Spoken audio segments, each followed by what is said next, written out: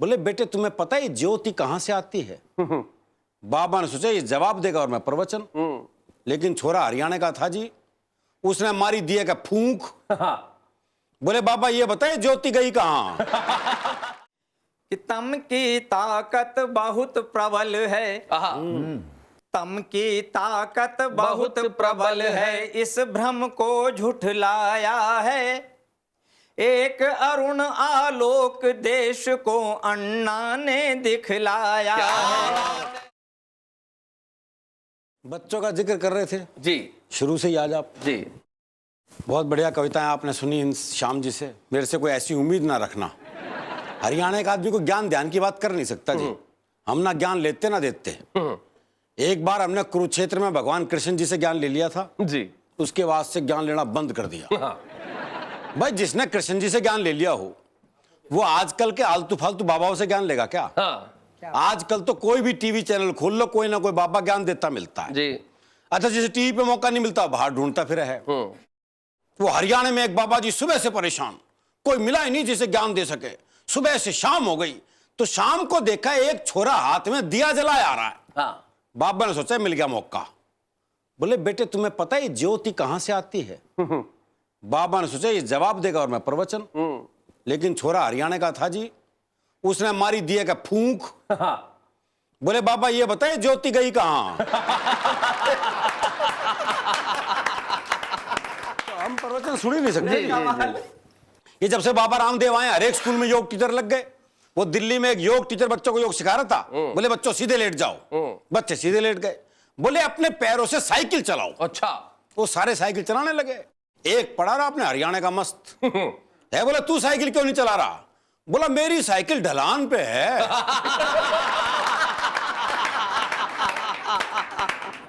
अब सिखा लो इन्हें योग। दरअसल सीखे सिखाए बच्चे हैं साहब, ये सब बच्चे सीखे सिखाए हैं। आजकल के बच्चों को मुकाबला नहीं। वो हरियाणा में एक गांव में स्कूल के पास ही शमशान घाट था। तो गांव में कोई मरता स्कूल की छुट्टी आती। अच्छा। तो बच्चे बड़े खुश, बोले सही जगह स्कूल है। वो एक दिन 8-10 बालक स्कूल जा रहे थे। तो स्कूल के बाहर 2 बूढ़े बैठे बीड़ी पी रहे थे। तो एक छोरा बोला मारी 2 छुट्टियां तो बाहर बैठी बीड़ी पी रही से हैं।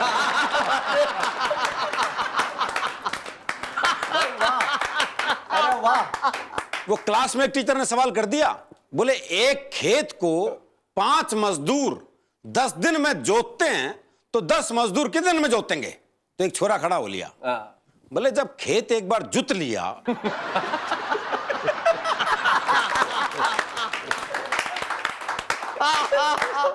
हाँ तो कितनी बार जोतोगे भाई उसे?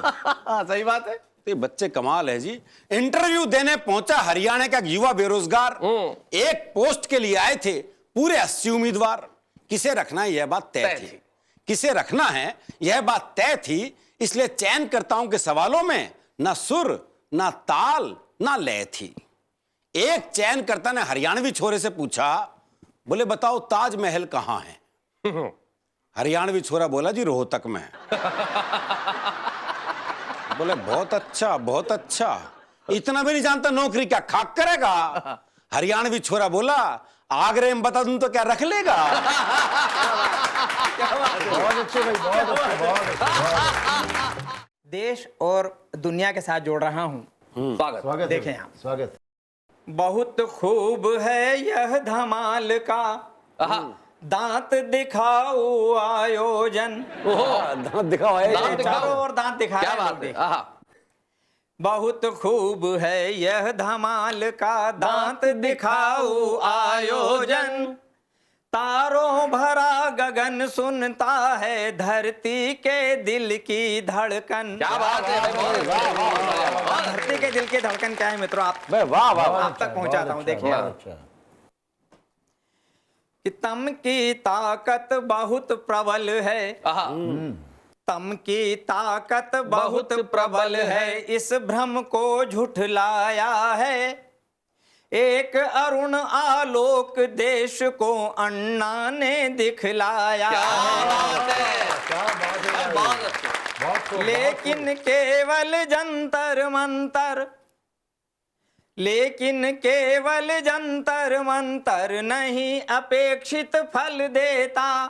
बहुत अच्छे। लेकिन केवल जंतर मंतर नहीं अपेक्षित फल देता, अगर हजारे के हाथों को देश नहीं संबल देता, अगर हजारे के हाथों को देश नहीं संबल देता।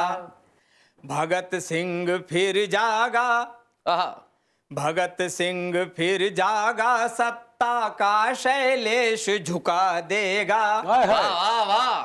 भगत सिंह फिर जागा, सत्ता का शैलेश झुका देगा। लोकपाल बिल लोकतंत्र का शायद कर्ज चुका देगा। लोकपाल बिल लोकतंत्र का शायद कर्ज चुका देगा। पिछले दिनों जिस तरह दाल का संकट हमारे सारे देश में पड़ा और आम आदमी की रोटी दाल भी हराम हो गई, उसको लेकर कुछ कुंडलियां मैंने कही हैं। जी जी जी। पीढ़ी पुरखों की पली, खाते खाते दाल। पीढ़ी पुरखों की पली, पीढ़ी पुरखों की पली, खाते खाते दाल। खाते खाते दाल। अपनी पीढ़ी का मगर हाल हुआ बेहाल। वाह। हाल हुआ बेहाल। रसोई लगे न स्वीटी, गुमसुम प्रेशर कुकर बजाना भूला सीटी। क्या बात है, बहुत अच्छे। गुमसुम प्रेशर कुकर बजाना भूला सीटी। अगर चढ़ी महंगाई यूं सीढ़ी दर सीढ़ी, देखेगी तस्वीर दाल की अगली पीढ़ी।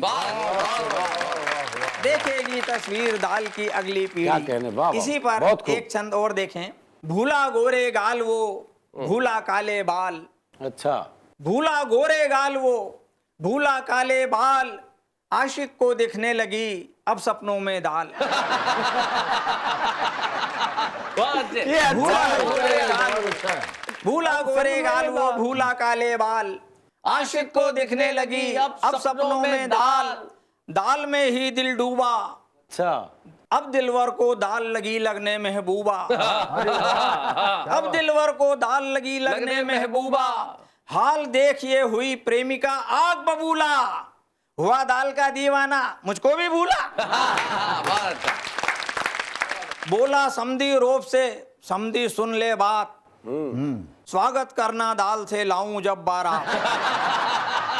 स्वागत करना दाल से लाऊं जब बारात। लाऊं जब बारात, दाल ही हो भोजन में। दिखे दाल ही दाल हमें हर एक शगुन में। नहीं उठेगा दाल बिना बिटिया का डोला।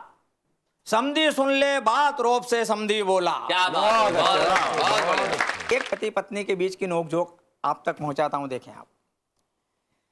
कि मैंने घर वाली से कहा कि जो न होती तुम, कौन मेरी जिंदगी में चार चांद जड़ता। आहा। मैंने घर वाली से कहा कि जो न होती तुम, कौन मेरी जिंदगी में चार चांद जड़ता। बोली वह मैंने बेशुमार जप तप किए, अन्यथा तुम्हारा मेरा नाता कैसे जुड़ता। क्या बात है। मैंने पूछा जप तप व्रत उपवास का जो कष्ट न उठाती तो तुम्हारा क्या बिगड़ता। बोली घर वाली में जो झेलती न वह सब कोई, तुमसे भी रद्दी पीस पल्ले पड़ता।